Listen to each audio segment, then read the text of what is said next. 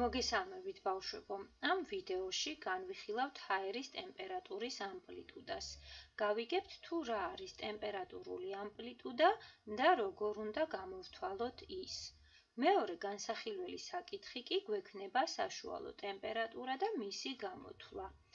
იმედი მაქვს, რომ ამ ვიდეოს ნახვის შემდეგ აღარ გაგიჭირდებათ აღნიშნულ საკითხებზე მუშაობა და მათი გამოთვლა.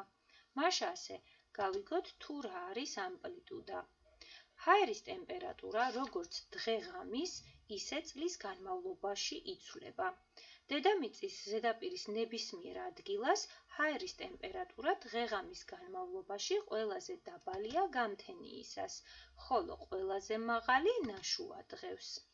დღე-ღამის განმავლობაში ტემპერატურის უდიდეს და უმცირეს მაჩვენებლებს შორის სხვაობას ტემპერატურის დღე-ღამური ამპლიტუდა ეწოდება, ხოლო წლის განმავლობაში წლიური ამპლიტუდა.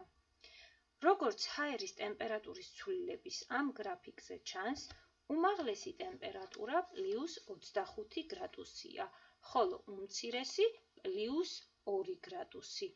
როდესაც ორივე, როგორც უმაღლესი, ისევე უმცირესი მაჩვენებელი ერთნაირი ნიშნითაა დაფიქსირებული, ამ შემთხვევაში დადებითი ნიშნით, მაშინ სხვაობა, ანუ ამპლიტუდა, ჩვეულებრივ გამოკლებით გამოითვლება. ამ შემთხვევაში დღე-ღამური ამპლიტუდა 23 გრადუსია.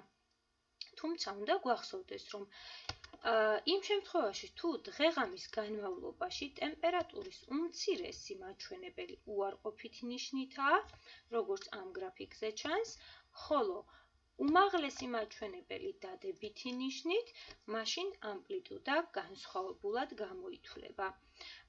ამ შემთხვევაში უმაღლეს და უმცირეს მაჩვენებლებს შორის სხვაობის დასადგენად ერთმანეთს ვამატებთ და დღე-ღამური ამპლიტუდა ამ გრაფიკის მიხედვით 25 გრადუსია. სულ ეს იყო ამპლიტუდის გამოთვლა. ახლა კი ვისაუბროთ საშუალო ტემპერატურის გამოთვლაზე. საშუალო ტემპერატურა დღე-ღამური თვის ან წლის ტემპერატურების შეკრებითა და დაკვირვებათა რიცხვზე გაყოფით გამოითვლება. ამ შემთხვევაში დღე-ღამური ცვლილების გრაფიკია ისევ ნაჩვენები და შესაბამისად აქაც 8-ჯერ დააკვირდნენ დღე-ღამეში ტემპერატურას. ეს მაჩვენებლები უნდა შევკრიბოთ, თითოეული მათგანი და ჯამი უნდა გავყოთ დაკვირვებათა საერთო რაოდენობაზე, ამ შემთხვევაში 8-ზე და შესაბამისად ამ ტემპერატურული დღე-ღამური ცვლილების გრაფიკის მიხედვით 11,5 გრადუსი ყოფილა საშუალო ტემპერატურა. ცოტა განსხვავებულად გამოითვლება საშუალო ტემპერატურა იმ შემთხვევაში, როდესაც უარყოფითი მაჩვენებელიც ფიქსირდება და დადებითიც. დადებით მაჩვენებლებს ვკრებთ ცალკე, უარყოფით მაჩვენებლებს ცალკე, შემდეგ, რა თქმა უნდა, ფრჩხილში სრულდება მოქმედება და 36-ს უკვე გამოვაკლებთ 20-ს ამ შემთხვევაში და ვიღებთ 16 გრადუსს.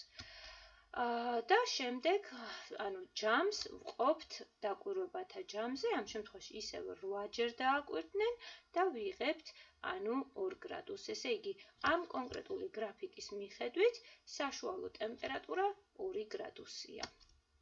მადლობას მოგახსენებთ ყურადღებისათვის, იმედია გასაგები იყო და აღარ გაგიჭირდებათ.